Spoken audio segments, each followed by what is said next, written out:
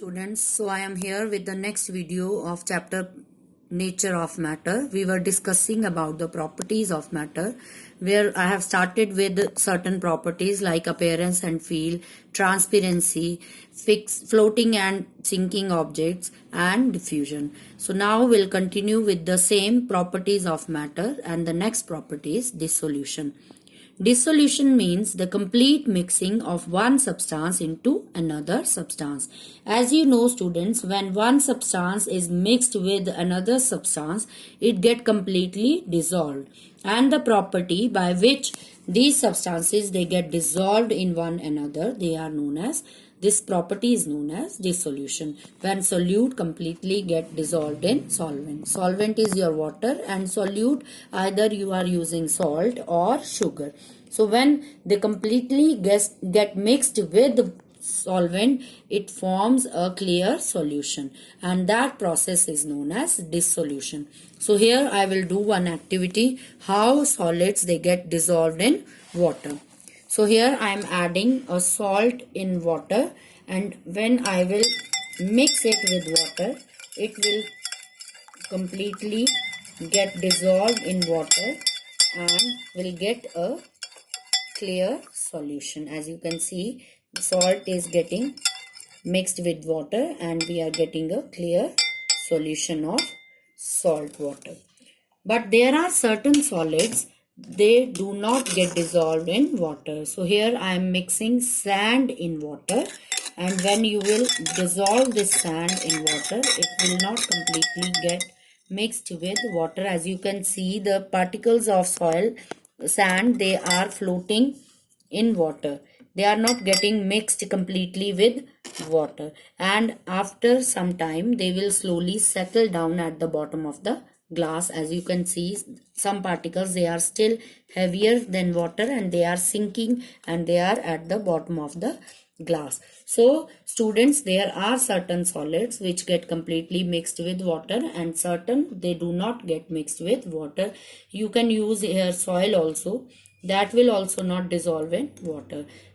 Rather than using salt, you can also use sugar to make a clear solution. So because salt get easily dissolved in water and the sugar granules they are larger and it will take some time, so I have taken salt here to do this activity. Next property of matter is solubility and how to form a saturated solution. So what solubility means? Solubility means maximum amount of a substance that get dissolved in a given volume of water. Means the maximum amount that get dissolved in a given volume of water. You have given the maximum amount of the substance and the volume of water, maybe it is 1 liter or 500 ml. So you have to dissolve that maximum amount of the substance in that given volume of the water. What actually solubility means? Break this word. Solubility, ability of a solute to get dissolved in water, that is solubility. So students, I will prefer that you revise or you learn these definitions as it is given in your book, because they are given very precisely. Minimum words are given in that definition to get maximum knowledge from it. So what solubility is? Maximum amount of a substance that get dissolved in a given volume of water, that is solubility. For this we'll do again one activity to form a saturated solution. Saturated solution is the solution in which more of the substance cannot be dissolved at a given temperature. So here the given temperature is your room temperature. So at the room temperature, the maximum amount of the substance that is dissolved in the given volume of water to form a saturated solution. So to make it more clearer, I will give you one more example. For example, I will take the example of your classroom. If your classroom capacity of sitting students is 25, only 25 students can sit properly in that classroom. You cannot allow more students to enter in your class. So only you can add there 25 students. Similarly, here the maximum amount is those 25 students only. Okay, so that can be easier for you to understand the definition of this saturated solution. So maximum amount of that solute that is added in the solvent at a given temperature to form a saturated solution means more of that solute is not added in the solution. So that is the limit. Beyond that limit, you cannot add up more salt in that water. So I am doing that activity. I am taking a glass of water here,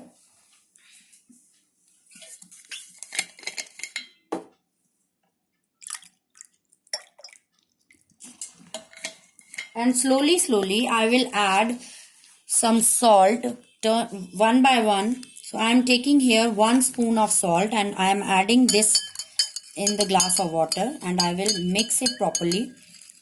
And as you can see, the salt is getting dissolved in water, and after few seconds it will completely dissolve in the water. So as you can see, the salt has completely dissolved in water and we are getting a clearer solution. Now again I will add 1 more spoon of salt in this water. So I am adding the spoon up till the maximum limit of this volume of water. So the limit at which the maximum amount of this salt can be dissolved in this water. So again you can see that the salt is again completely getting dissolved in water and the water is becoming clearer. Now I will add 1 more spoon in this water, and again slowly I will stir it and it will completely get mixed with water. As you can see, the salt has been dissolved in water. Now I will add 1 more spoon of salt in it, and again I will properly mix it.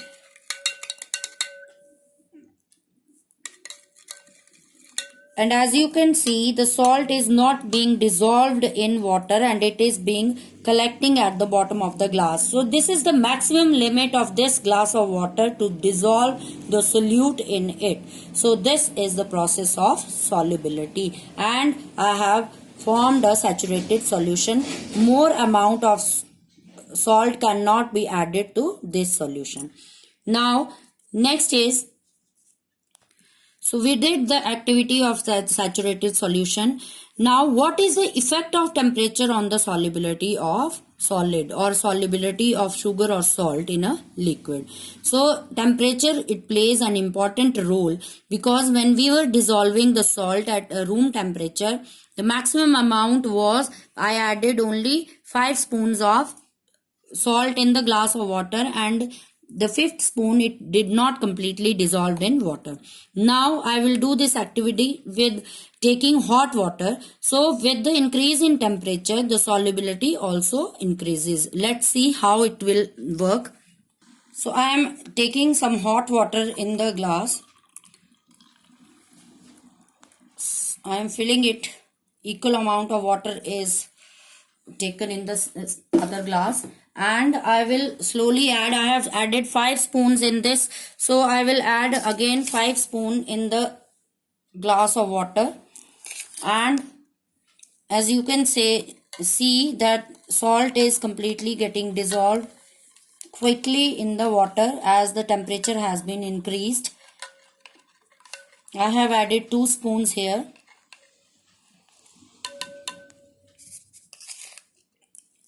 Third, fourth, and this one is fifth. So when I am dissolving this, it is completely getting dissolved in water.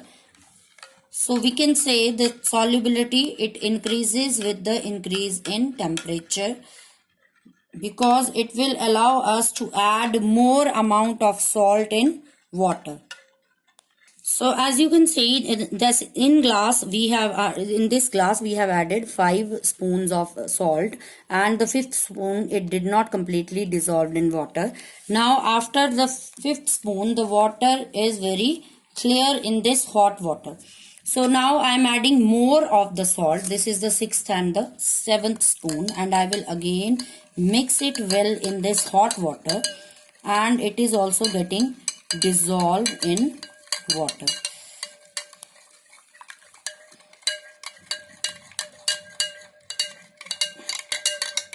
So as you can see, the fifth and the sixth spoon also, it is clearly dissolved in this hot water. So we can say that solubility increases with the increase in temperature. So here, after dissolving the fifth and sixth spoon, we can add more of the salt in this water, because the solubility has not been decreased, it has been increased with increase in the temperature. So now we'll move to the next property of water, that is dissolution of liquids in water. So there are certain liquid, students, which are soluble in water, and there are some other liquids which are not soluble in water. So for this, you have one activity in your book, and I am performing that activity in front of you. So one by one I will add some liquid in water. So this is lemon juice, and I am adding this to the water, and as you can see, when I will mix it with water, it will get mixed with water. That is the property of the liquid, that it get dissolved in liquid, get mixed with liquid. Now I am taking some Dettol and I am putting it in liquid. So as you can see, I am adding some few drops of Dettol in water, and it is also liquid, so it gets also completely mixed with water. But oil is also a liquid form, but when we add oil to the water, okay, it floats on the surface of water. As you can see, I will again stir it, and after few seconds it will again comes to the surface of water, and it will collect over the surface of water. So oil does not get completely mixed with water, it will float on the surface of water. So this is also a dissolution of liquid in water. So there are certain liquids which dissolve in water, and certain which do not get dissolved in water. So thanks student, that's all for today, and tomorrow we'll discuss about the dissolution of gases in liquids. Thank you and have a nice day.